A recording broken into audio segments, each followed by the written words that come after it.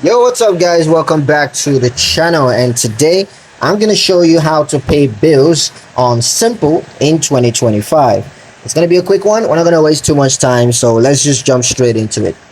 The first step is going to be to log into your Simple account. So go ahead on Simple's website and sign into your account using your email address and password. And of course, you can also choose to sign in on Simple's mobile app on your mobile device.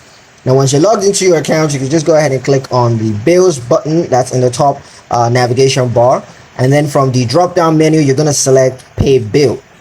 And next, you're going to need to choose a biller. So it could be your utility company or your credit card issuer, whatever it is. Just go ahead and select the biller that you want to pay bills on.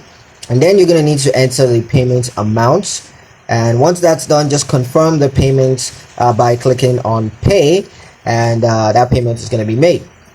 That's pretty much it on how to pay bills on Simple in 2025. I hope you guys liked the video. Hope you found the information useful enough. If you did, like the video, comment down below, let me know what you thought. Share the video with your friends and subscribe to the channel if you haven't done so already. And I'll catch you guys in the next one.